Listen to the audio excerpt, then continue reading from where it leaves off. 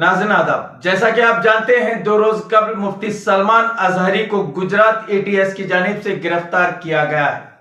गुजरात के जूनागढ़ में मुनक्किद एक इजलास में मुफ्ती सलमान अजहरी ने अपने तकरीर के दौरान कुछ अशआर पढ़े हैं, जिनको बुनियाद बनाकर सेक्शन 153 के तहत मजहबी जज्बात मजरू करने के इल्जाम में गुजरात एटीएस ने मुंबई से मुफ्ती साहब को गिरफ्तार किया है।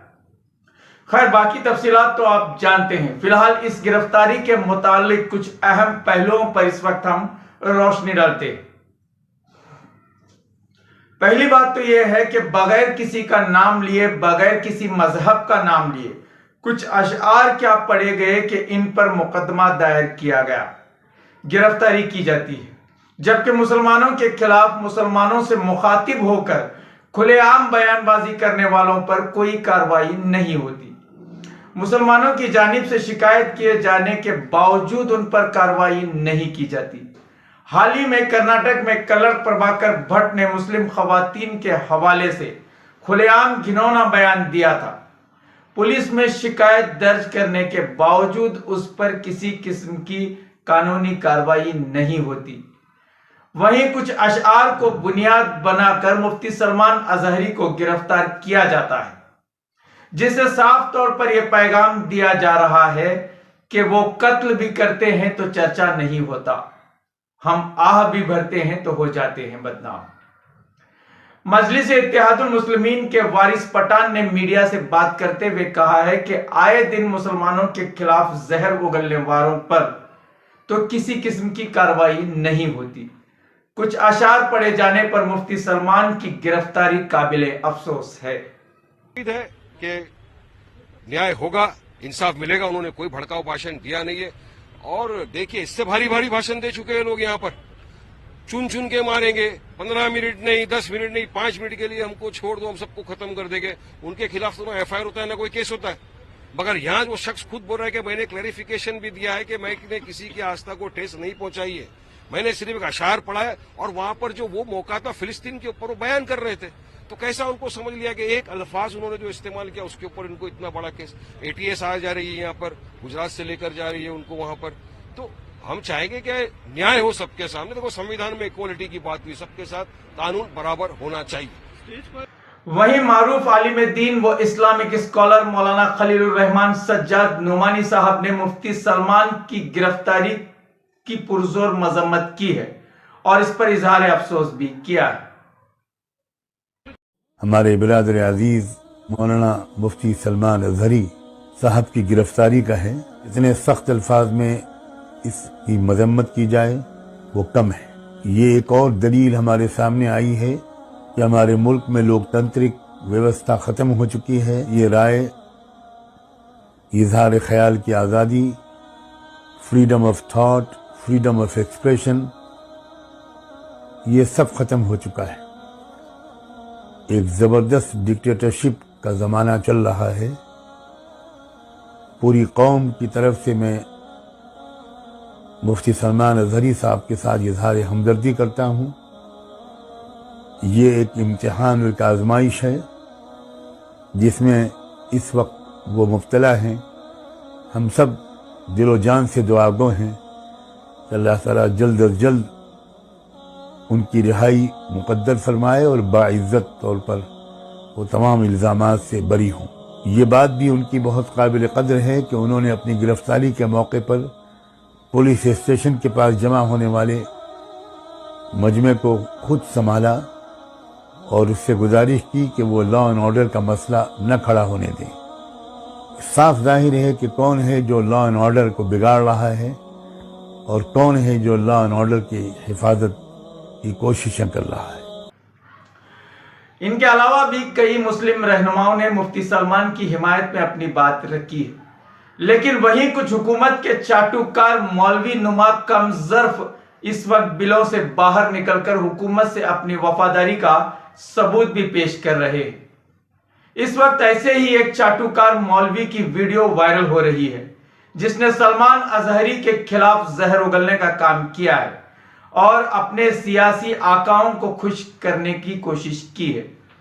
पहले आप उसकी बात सुने। इसका नाम कौसर हसन और सूफी खानका एसोसिएशन का सदर इसे बताया जा रहा है। भारत विरोधी गतिविधियों में लिप्त पाकिस्तानी आतंकवादियों के इशारे पर भारत में तहरीक लब्बैक के पैटर्न पर सांप्रदायिक विद्वेष को बढ़ाने का कार्य करने वाला सलमान अजहरी, जो कि पिछले कई सालों से ग़ज़वा-ए हिंद के प्रोजेक्ट पर कार्य कर रहा था, जिसके संबंध में सूफी खानकाह एसोसिएशन के द्वारा लगातार आवाज़ उठाई जा रही थी और उठाई जा रही है कि ये व्यक्ति धार्मिक समारोह की आड़ में मुसलमानों को गुमराह करने का काम कर रहा है और नौजवानों के अंदर देश के प्रति नफरत और सांप्रदायिक विद्वेष की भावना को बढ़ा रहा है। पिछले कई सालों के द्वारा इस मौलवी सलमान अजहरी के द्वारा पूरे भारत में सैकड़ों सभाएं करके जहर उगलने का काम किया गया है। इसके संबंध में गुजरात के जूनागढ़ में सलमान अजहरी के खिलाफ एक FIR दर्ज हुई और सलमान अजहरी को गिरफ्तार कर लिया गया है।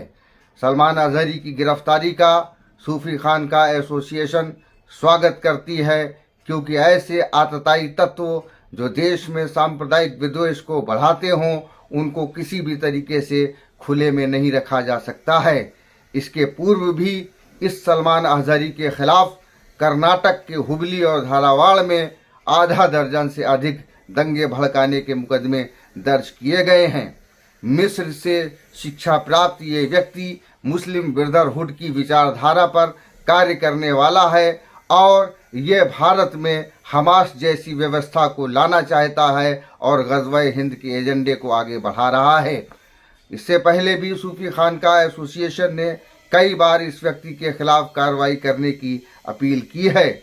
हमने आज पुनः एक पत्र केंद्रीय गृह मंत्री को और गुजरात प्रदेश के मुख्यमंत्री और DGP को लिखा है। हम मांग करते हैं कि सलमान अजहरी को UAPA में निरुद्ध किया जाए और इसके पाकिस्तानी कनेक्शनों की जांच की जाए और साथ ही इसके जो अन्य सहयोगी जो भारत में हैं, जो पाकिस्तानी आतंकवादियों के समर्थक हैं और जो किस प्रकार से इस पूरे देश का माहौल ख़राब करना चाहते हैं, इन सारी चीज़ों की जांच कराई जाए और इस व्यक्ति को कठोरतम दंड दिया जाए, ताकि ऐसे देश तोड़ने वाले तत्व अपनी हदों में रहें। और साथ ही सरकार को ये भी संज्ञान में लेना चाहिए कि जिस प्रकार एक अपराधी के समर्थन में पूरे देश में लोग सड़कों पर उतर रहे हैं, तो इसके पूर्व भी हम लोगों ने अवगत कराया था कि ये लगातार लोगों में विषगमन करके अपना आधार बना रहा है। अभी भी समय है इस पर और इसके समर्थकों के खिलाफ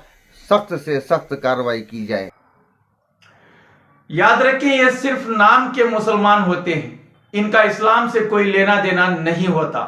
तलवे चाटना ही इनका मजहब है। वैसे भी ऐसे तलवे चाटने वाले और अपने सियासी आकाओं को खुश करने वाले मुनाफिक अब खुलकर अपना रंग दिखाएंगे। लेकिन यहां एक बात समझने वाली यह है कि हर दौर में हक परस्तों को ऐसे मुनाफिकों से ही नुकसान पहुंचा है। हमारी सफों में मीर सादिक की औलादें हमेशा रही हैं और हमेशा रहेंगी। इन मुनाफिकों को यह जान लेना चाहिए कि यह वक्ती तौर पर किसी लालच के चलते मुनाफिकत कर सकते हैं, लेकिन इनका खात्मा भी बहुत जल्द होता है।